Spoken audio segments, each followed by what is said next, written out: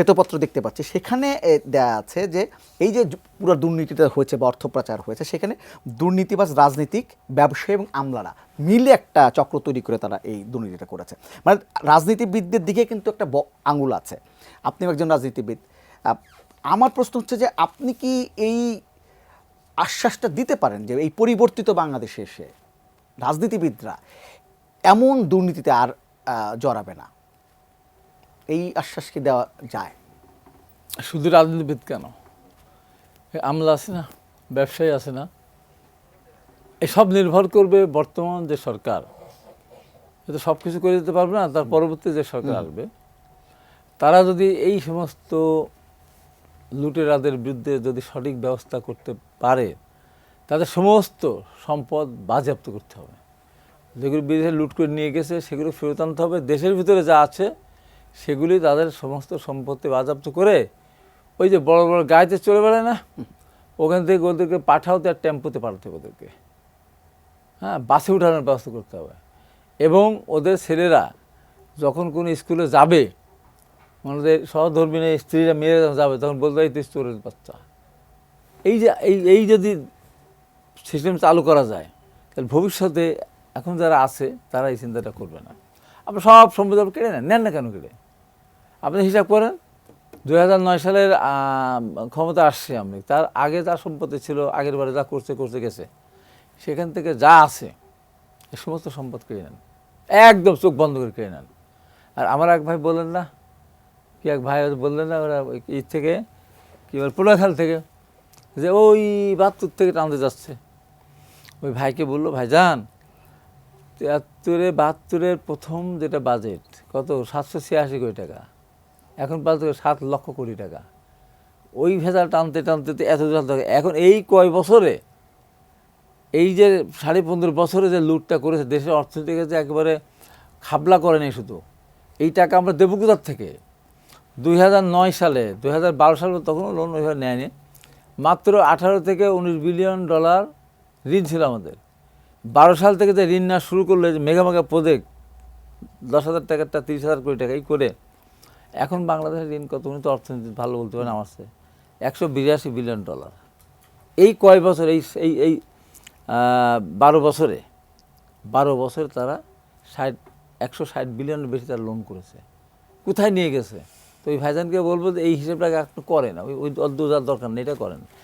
আর উনি আরেকটা প্রশ্ন করেছে, এই ফাঁকে বলেন, উনি আরেকটা প্রশ্ন করেছেন যে বিগত সরকারের নেতারা কিন্তু বারবারই বিএনপিকে বলতো যে দুর্নীতি 5 বার চ্যাম্পিয়ন হয়েছে, এই অপবাদটা কিন্তু বিএনপিকে দিত তারা। তো এখানে কেউ পরিষ্কার বক্তব্য যে বিএনপি যখন ক্ষমতায় আসলো 2001 সালে, তার আগে যে সালগুলো আপনি দেখেন, এটা জুলাই থেকে তো শুরু হয়, জুন টু জুলাই, তাহলে 1 সালে যেটা সেটা হলো তাদের আওয়ামী লীগের, বিএনপির ঘাড়ে উপরে এসে পড়লো।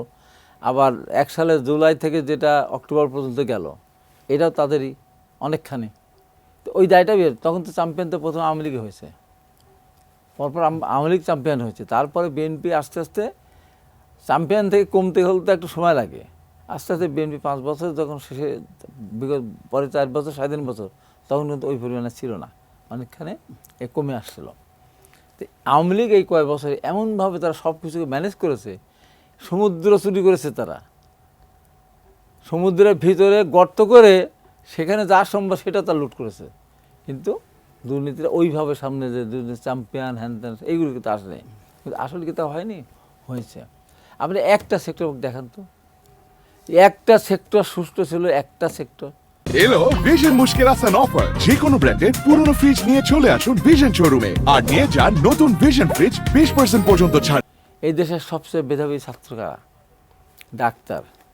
এই ডাক্তারদের আমি বারবার করোনার ভিতর বলেছি, আর্টিফিশিয়াল মেশিন থেকে শুরু করে আপনার এই যে কিট, তারপরে আপনার হলো অক্সিজেন প্ল্যান্ট, অক্সিজেন সিলিন্ডার, এই যে দুর্নীতিগুলি হতো, একটা মেডিকেল ইকুইপমেন্ট যার দাম 1.5 কোটি 2 কোটি টাকা, সেটাকে 20-30 কোটি টাকা করা হয়েছে। এই ডাক্তারের এটা অনুমোদন দিয়েছে, ইঞ্জিনিয়াররা করে, প্রত্যেক না করে টাকা চুরি করে নিয়ে যায়। তাই বলবো যে সমস্ত এই যাদের বিরুদ্ধে অভিযোগটা আসছে, এগুলি যদি আপনি পরিপূর্ণভাবে যদি এদের সব করে দিতে পারেন, আপনার বাজেয়াপ্ত করে দিতে পারেন, তাহলে আগামী দিনে যারাই ক্ষমতা আসবে না কেন, তারা কিন্তু এই জায়গায় আর যাওয়ার চেষ্টা করবে না, যে আমার সম্পদ ভোগ করতে না পারি। আজকে চিন্তা করেন, আমিও তো র্যাবের হাতে ধরা পড়েছিলাম।